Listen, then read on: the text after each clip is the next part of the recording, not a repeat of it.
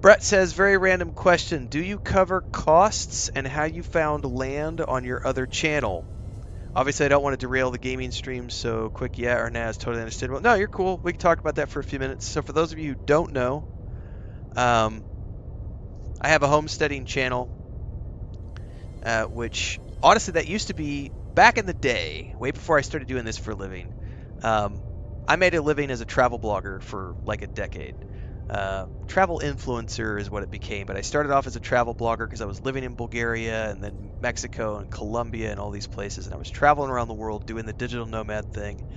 And that YouTube channel was originally where it just housed all my YouTube videos that were in the blog posts, because YouTube didn't used to pay money, and I never used YouTube to make a living. I was making money off of the website and the blog post, everything else. So that YouTube channel was always for where Chris and I, my wife would and I would stick our travel stuff from when we were traveling, and then we would go around the world and work for clients and produce videos and photos and articles for magazines and stuff, and then we would post stuff from our travels to that YouTube channel. And then we retired, so to speak, because I went into full-time game development because I founded a game studio and I built an MMORPG, and then we did a point-and-click game and a tabletop game and other stuff. And so I went full-time game dev. So at the end of 2017, we did our last contract for travel blogging and that YouTube channel, and all the website and everything just went dormant. In the end of 2021, we bought the homestead in southeast Mexico. And then we moved here at the beginning of 2022. And we revived that channel after 5 years or whatever of not having used it, and converted it over to be the homesteading channel. So we put homesteading stuff. We don't do tons of stuff over there. It's like maybe once a month, once every few weeks, I'll put a YouTube short up or YouTube channel. But we do cover like all the stuff related to our homesteading stuff. So the longer answer to your question, this is a shorter answer, but um, the shorter answer is that yes, there's a playlist over on that channel, Brett. I think it's called the Mexican Homestead or something, and you'll have to go back on it, but we do cover the costs and how we found the land and everything else. The very short version is that this particular piece of property was a place that her mom had purchased and built like 20 years ago, and then she never did anything with it. She just rented it out for years, and then it came up, I don't know, like 8 years ago, maybe longer. It was offered to us. We were still traveling full time, so we turned it down. It was offered to us 2 or 3 more times. We turned it down. And then at the end of 2021, it was, the height of all the pandemic stuff, and we were living in Mexico City, and we'd been locked up in an apartment for like, 2 years, not able to go anywhere. And it was like, we were both like, we need to get out of the fucking city. Like, we're getting stir crazy here. So, her mom was like, hey, last chance. You want to buy it? Otherwise, I'm going to sell it to somebody else. And so we decided that was a good time to pull the trigger. And we do cover costs. I think there's a post on there that talks about how much we paid for the place. We did underpay because we got a good deal because it was her mom. And the interesting thing is that it has more than doubled in value in 2 years. And we've done, we redid all the wiring. We've done a whole bunch of stuff, and we've documented all that on that channel. So for those of you who want to know more information about that stuff, that's a completely different project. It doesn't get very much content, but it is there. And then everybody else who's new as well, I also, my brother has a cattle ranch in Missouri, in southeast Missouri, and traditionally, Chris and I split our time between those two places, but when we moved to the homestead, we kind of have been hunkered down here for the past 2.5 years, building this place up, and we have a bunch of animals. Like Chris has meat chickens and egg chickens, so we got like 30 chickens. 2 of them are actually brooding right now, so we're gonna have some more. We've got 8 cats. It's not a big piece of land, but the reason I mention this is because I just was up in the U.S. in June at my brother's place. They just moved and did a huge multi-million-dollar expansion. And I am managing all of the social media for them and doing all of their video content, and everything else. So if you're interested in ranching, the day-to-day life of a cattle ranch, cow-calf operations, you like eating meat, you want to get meat directly from a rancher, you want to watch stuff about rodeos and horseback riding and all that stuff, it's basically Yellowstone, only in Missouri. Um, that's another project I'm working on. All that stuff gets shared to the Discord. We have a crafting slash animals slash gardens slash whatever section of my Discord where we talk about all that kind of stuff on a regular basis. And if you want to know more information about that channel, you can find stuff there. It's a Smiling Bovine Ranch. I've linked it a few times in some other places. But I think I'm going maybe October, November. I might go back up for a few months, and then we'll definitely be out next year up there for a few months. But traditionally, Chris and I used to spend about half our time down here and half of our time up there. So, but yeah, like right now I'm on the homesteads, so we're down by the border of Guatemala and the tropics. It is cooling down finally right now, but it's still hot. It's still getting up to like 95 and during the daytime, 90, 95. But we have a nice place, and this is what I've talked about this in other places, but for the new people, this is one of my benefits is I own everything, so we have no debt. It's paid off in cash. We don't have mortgage, we don't have car payments, we don't have credit cards, we don't have any of that stuff. So that's one of the reasons that I get to just do this full time. Because a lot of we've had people in the past. How is it possible that you can be a full-time YouTuber and full-time streamer and you've only got 30,000 followers in your channel? And well, because I don't have any. I don't need $20,000 a month to survive. It's like everything's paid off, so I just get to kind of do what I want to do. I'm not retired, but we've been very fortunate to get to do all the things that we want to do and travel all the things that travel all the places we want to do. I think the only places that Chris still wants to visit is Egypt and Japan. And then I wouldn't mind going back to I wouldn't mind going back to Rome a couple more times. I really like Rome and Italy. And I think we both have in the back of our minds, if we ever get wealthy enough, we'd like to buy a piece of property in Ireland, because we both really like Ireland. Or Spain. Either one of those places would be great. Spain would be the easier one because we both speak Spanish, and we've had a lot. We have a lot of good working relationships in Spain because we've done a lot of work there at the government level with the tourism boards and stuff. So it's easy for us to go to like Costa Brava and Barcelona, and we have lots of connections there where we can go and say, hey, we want to do something here. Pretty much every time we go back, it's like we can immediately get to go do cool stuff and get nice accommodations kind of handed to us because of our past background in the travel industry. So if we ever decided to move there, we could always leverage that probably. Anyway, that's the short version. Thanks for coming to my TED Talk. You don't have any connections, Brett says, so it'd be more difficult. It's not that difficult. It's a little bit different here. Not everyone, you don't really need a real estate license here. It's much more, by the way, the daytime change here is really cool.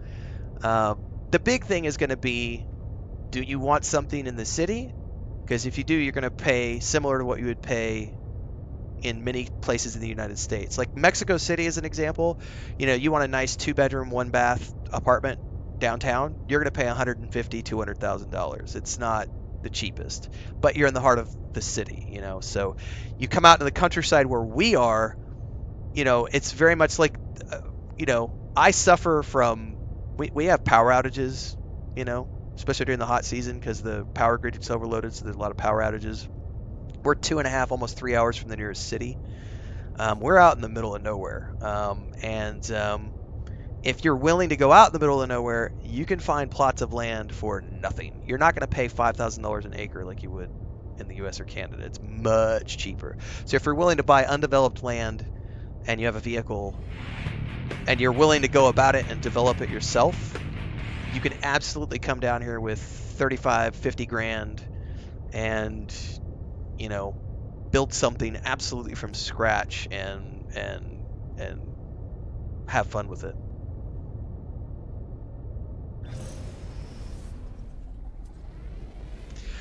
Solar is, that's probably an option. We've looked at it, but where we live, we're not willing to invest in this property too much because this was our first place. Right now we're saving up for a place up in the mountains. Because as much as we like it here, we bought this place because we're close to family, but it's a little too hot here. Like April, May, June, it's 115 degrees with, you know, 90% humidity. It gets a little brutal in the summertime. We definitely would like to buy a second property up in the mountains, and that's where we're sort of looking to build the forever home. So that's really my only goal. If you're a member of the YouTube channel, I've got a bunch of videos talking about it here on this channel as well. We've talked about this, I think, a couple years back. Sort of the long-term projects that we have going on here. I just do this because it pays the bills. I love video games, and I love watching films and doing reviews and stuff, and it's I get to make a living on this. So right now we're just saving everything and saving up for the next piece of property, and then we'll turn this into a rental unit. All right. This is what we're looking at.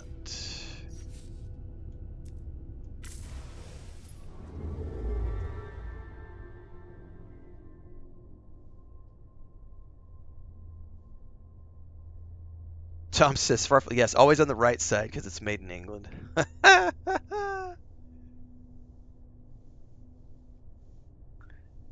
Yeah, we definitely don't live. Oh, if you've got that much to work with, you'll be fine because honestly, you can get it again, just depends on where you're going.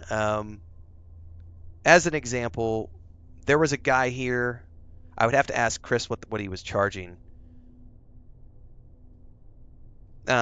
I think it was $1,000 in. Oh, I could. Hang on, I'm gonna go look this up before we jump because it's gonna drive me nuts.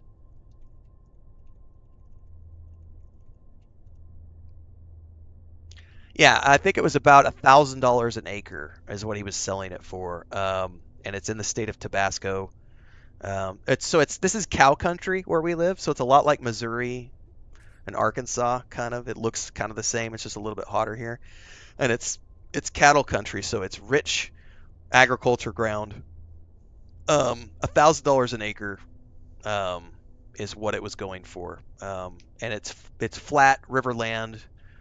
It doesn't flood, but you're down by the rivers. You go up in the mountains, it's a little bit more, but you can find land for between $2,500 to $5,000 an acre, which generally speaking is much less than you're going to find in like the U.S. So if you've got that kind of money to burn, you could definitely come down here and pick up 30 to 50 acres and then build a brand new house on it, put your solar on it, everything else. Is it safe down here? Says Howieman. Absolutely. It's the murder. This is always a good one to answer. The um the homicide rates in Mexico are like magnitudes lower than they are in the United States. Magnitudes lower. Like any place in the world, you just have to pay attention when you're out and about. You know, the only thing that you're going to run into here is if you happen to move to a. There's definitely pockets of the country, which is no different. If you've never driven down the Mark Twain National Forest in the middle of Arkansas, Missouri, Oklahoma, you're going to find some sketchy shit. And you will probably get shot for driving down the wrong back road because somebody's got a meth camp set up somewhere or they're cooking something back in the woods and they don't want no visitors. Dude, there's shit that goes down all Louisiana, West Virginia, like those states. Like if you've ever been true redneck hillbilly parts of the United States, it's so much worse. Um, but that there are, like in the high mountains here, because the big thing now is the cartels don't do weed anymore. It's all opiates. So there are a couple of places in the country where, like Sonora is a good example. Sonora, the state, has some pockets of the country where it's high up where the cartels have their farms located, and everybody just stays away. But there's the only thing you're going to come across is like petty theft shit that you'd find anywhere else in the world. Don't go walking around the city at 2 o'clock in the morning with your cell phone out. You're probably going to get mugged. That can happen in New York City. It can happen in London. It can happen in Rome. It can happen in Paris. It can happen in, I mean, statistically speaking, Mexico is so much more safer than the United States. We don't have, there's no, I don't want to get political here, but there's very strict gun control here. So there's not the mass things that happen at schools here. There are some cartel instance related things that you hear about on the news, and it's almost always cartel versus cartel. I've been here for since 2010. I've been a permanent resident since 2015. I do speak Spanish, married to a Mexican, but I mean, I'm in the middle of nowhere. And the only thing that ever happens to me is I get looked at funny sometimes because people were like, what is a white guy doing in the middle of, you know? But it is what it is. But it's statistically speaking, it's completely safe. I need hyperdrive fuel, guys.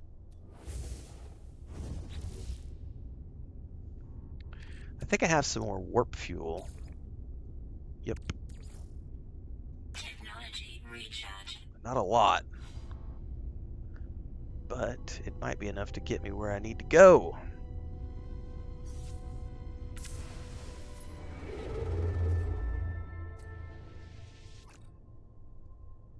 How many jumps do we have to do? It's a few. Well, now I'm not worried about searching for planets right now, so all we're going to do is we're going to jump in, get our exosuit upgrades, jump out.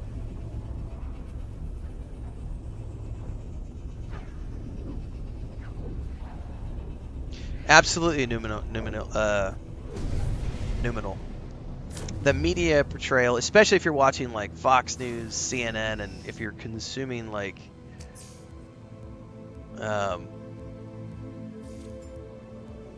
all of those media sources, they don't want you to go anywhere. They want you to stay home, spend your dollars at home, stay safe. You don't need a passport. What do you need a passport for? That's just gonna get you in trouble. You don't need a passport.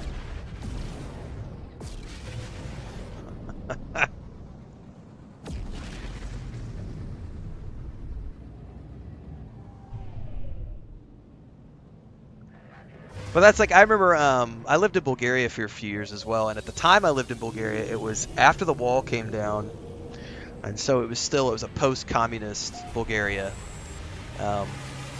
Very much pro-West, but still had pockets of like, we hate the West, because that was the Cold War, East hates West for so many years. And I remember going there and living there, and people were like, "Oh my God, it's so dangerous," and I was like, "I'm not in any danger whatsoever. Like, there is no danger living in another country as an expat, like, or as a, whatever you're doing there."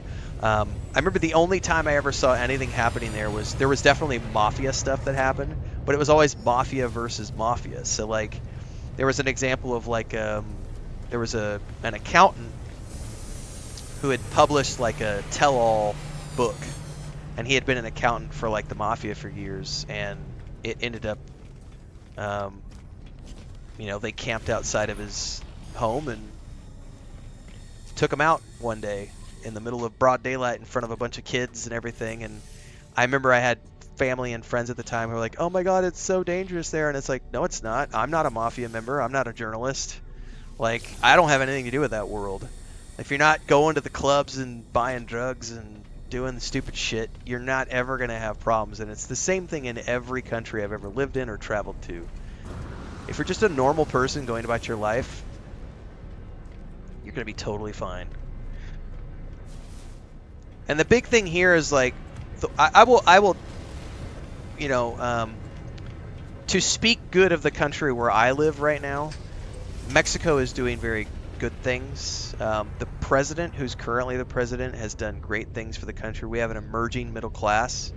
The peso has been rising against the dollar for like the past 2 years.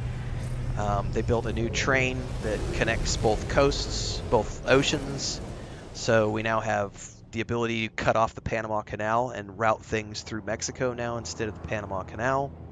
The new president they just elected, Claudia Schiffer, I think is her name.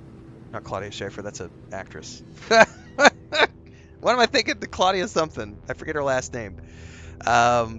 She just got elected president. She's of the same party as the current president. She's coming in. She's a climate scientist.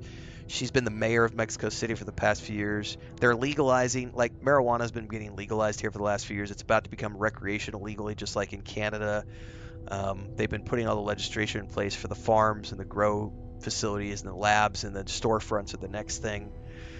So, I mean, the country's doing very big things, economically speaking. We don't have the same inflation that's going on everywhere else. We're not at war with anyone. Gas prices have stayed the same for like the past 5 years because Mexico owns all their own oil refineries. There's a lot of good things here that the media never reports on. Again, every country has its downsides. There are definitely downsides here as well.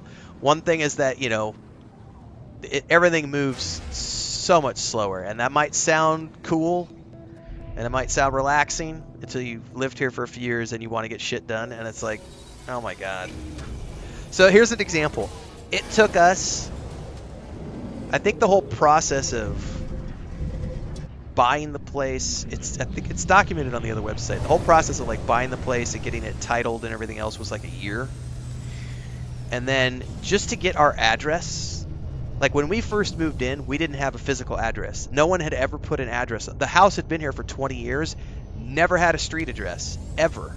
It's not even on, it's still to this day is not on Google Maps as a structure. It took us 6 or 7 months from the time we filled out the original paperwork to get an actual street address assigned to us. And to this day, we still have issues with like when I order stuff from Amazon, if it's shipped by Amazon, I can get it delivered here because Amazon drivers use GPS. DHL, UPS, FedEx, they never fucking find the place because they don't use GPS and they're looking for the street address, and our street address still does not exist outside of the local system. Things like that. We'll do it tomorrow. Yeah, things like that will drive you nuts when you live here long term. That kind of stuff can get a little aggravating because it's like you want to get something done and it's like, every once in a while I want to order something off of Amazon and I always have to double check, is it coming from Amazon or is it a local, is that person sending it on their own? If it's not being shipped through Amazon, I have to contact the seller and be like, hey, can you please use this other service because I know they'll actually check their GPS.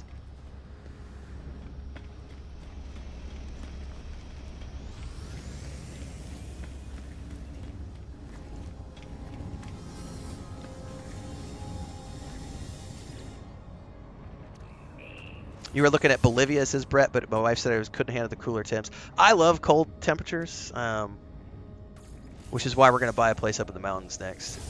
Chris was born and raised here, but even she, this last summer, one of the reasons is because the neighbor cut down a huge shade tree that was like covering the kitchen portion of her house, and the only thing that's air conditioned is my office. So this year, she's in the kitchen trying to cook, and the shade tree's gone, and it's like 115 degrees, and she was like, oh my god, it's too hot. We need to move. So even she's on board for colder temperatures, because she does not normally like the cold. But even she's ready to move to the mountains.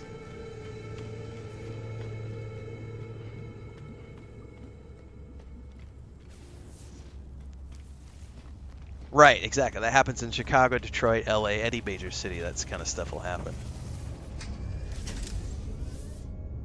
Yeah, I love the cold. I am a sweater guy. I love sweaters. Give me sweatpants, sweaters, a cup of hot chocolate, a cup of hot coffee. A little bit of something to go along the side so I'm caffeinated, medicated. Big fan.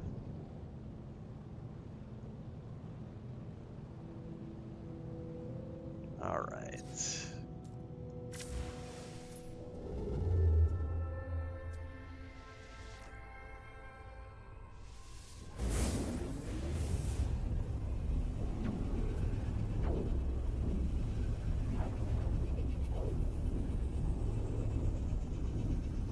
Beanies. So I wear a beanie in a lot of my videos. It's actually sitting right here. I love beanies, man. Big fan of beanies and coats. It's funny because like I have a whole bunch of winter stuff because I used to, when I was living in Bulgaria, they have some pretty cold winters. Missouri has some cold winters, and I lived in Colorado for 12 years, so I've still got a bunch of cold weather gear from when I lived in Colorado. And I haven't had to use it since I moved. Like I think I've only used my cold weather gear when we were in Ireland in 2017. What is that red thing right there? Is that like an asteroid? It totally was. Alright, let's grab our upgrades.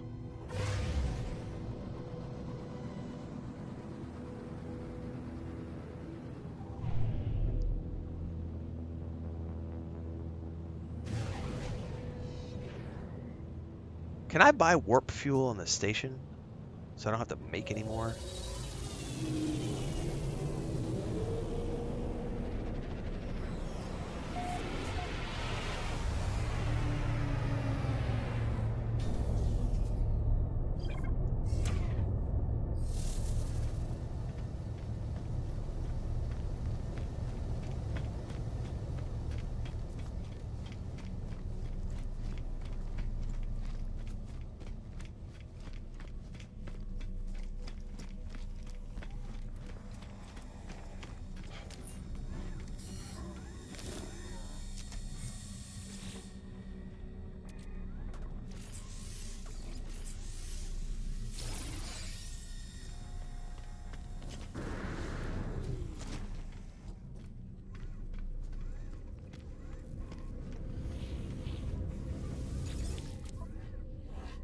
Stable plasma. No, I don't see any warp fuel. Oh, I can feel the nap creeping up on me.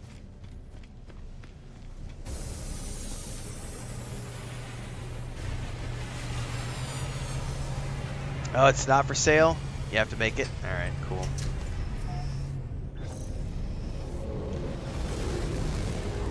Fall cold is as cold as you like it, Rick?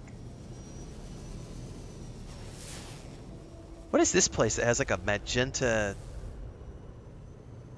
glow around it?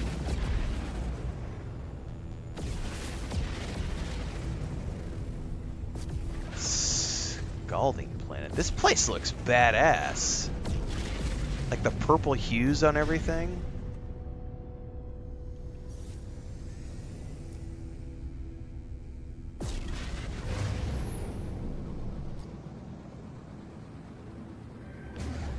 Yeah, I do love beanies and sweaters, man. Hoodies are awesome.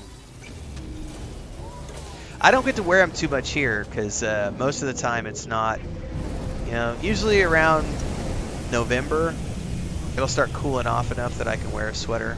Like November, December, January.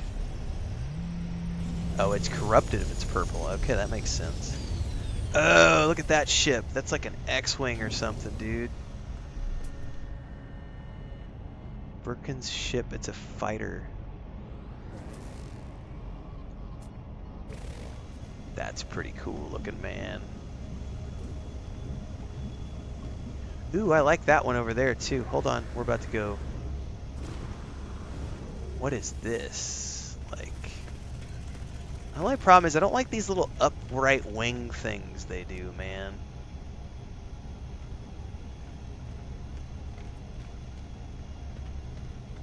Alright, it doesn't look as cool as I thought because it has a weird other wing. This thing reminds me of the Cylon ships from Battlestar Galactica.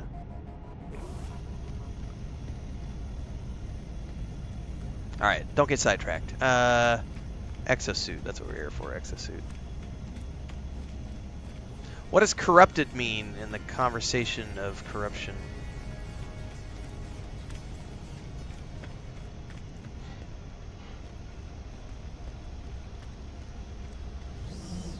They call it the hot rod? Wow. Yeah, there's lots of places to choose from, Brett, and the thing about Mexico is it's big. It's a massive, massive, massive place. There's lots of geography to choose from. I love the Mexico City, Puebla area. The food is amazing. It's in the mountains. The climate is perfect. However, the earthquakes suck balls. Big, giant donkey balls.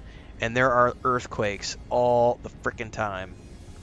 And we're talking like 7.5, 8, like once every 2-3 months. And every week there's like a 5, 4, 6.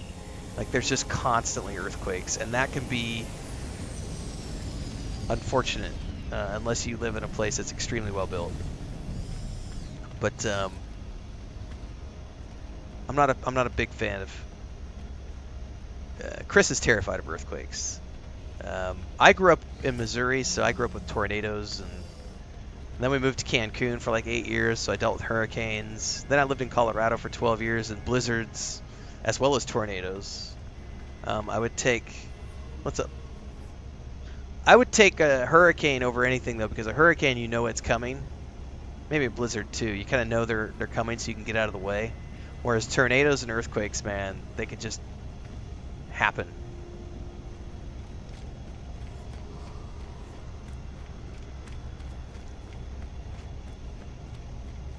All right, this is what I want right here. Look at this, guys. It's got these fans. I want one of these. I want one of these. What is this? What kind of ship is this? It's a hauler. This is what I want right here.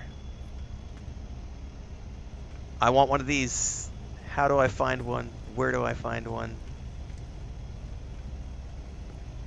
I've seen those in videos where they have like the fans turn around and stuff. I would love to have that ship right there. That gives me a goal to shoot for. Faulkner says, I thought you were playing Enshrouded all day. All day? No. No. I did my Enshrouded stream. Finished up, and I felt good enough to come to a second stream. Oh, that's from the Adrift expedition. Okay, guys. Thank you for that. A question about expeditions. Once they're done, you can't go back and redo them, right? They're kind of like seasonal, so once it's there, you do it, and then it's gone, and then you do the next one. Is that how those work?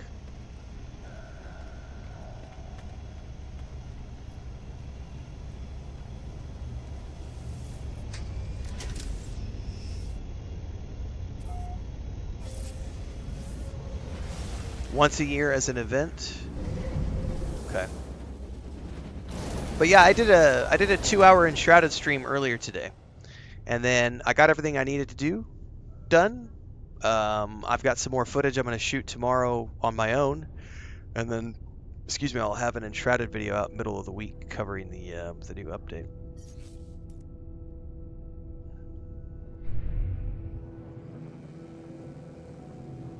They do replays of expeditions in December, says Joey. Okay. Something to keep my eye on them.